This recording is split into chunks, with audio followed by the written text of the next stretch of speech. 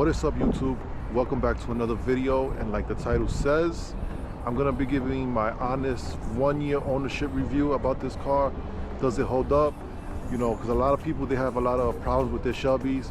So in this video, I'm gonna be as brutally honest as possible. Any issues I have with the car, I will mention it. And if I have a 1-year ownership flawlessly, then I'm gonna let you know. Make sure you subscribe to this channel. A lot of people are watching, guys. A lot of people are watching but not subscribing. What's the point of, you know, you watching all my videos but you're not subscribed? I don't get that. Go ahead and smash that subscribe, help a guy out. All right, without further ado, let's go ahead and get right into it. So one thing I do want to get clear is that I know a lot of people who own the 16s, 17s, and 18s, and very few 19s.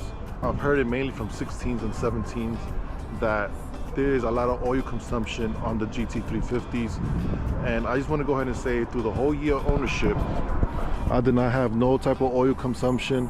I had no type of issue with the engine. Every time I come out to drive this car, you know, I always warm it up. I make sure it's up to temperature. I don't just go revving it super high when it's cold, especially right now in New York. It's really cold. So I bought this on January 5th. So today marks a year. Today's January 5th. So I legitimately make 1 year with the car. So the only problems I have with this car, I can honestly say, is two things. One is I've noticed when I push this car hard, like when I'm really pushing it hard, revving it high, I'm, you know, banging gears and going red line.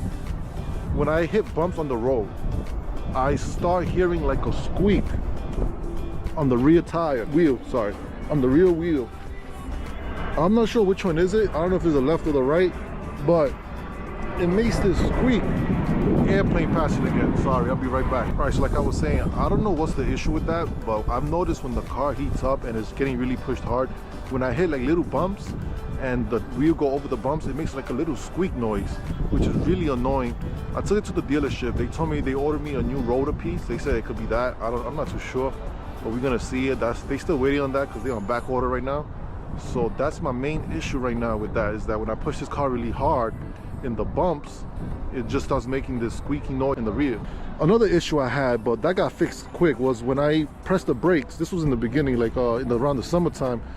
When I hit the brakes, it make a squeak noise, but then I figured out that it was a rock inside the brake. So that's what was causing that. It was like basically just rubbing against the rotor and the brakes, and so when I use the brakes, it'll make a squeak noise. But other than that, this car has treated me fantastic. I had no engine problems, no blowing engines, no oil consumptions, no nothing. I treat this car good and it treats me good back. You know, I pushed the car to what it's meant. I haven't, you know, also I didn't do no type of modification in the engine wise. I just done, you know, simple cosmetic mods, except for a resonator delete. That's the most I'll say that I went performance wise. That's not even performance, that's just to hear the car better. That's my 1 year ownership review, really. You heard it right, no problems whatsoever, except for the rear. When it gets overheated, it starts making noise.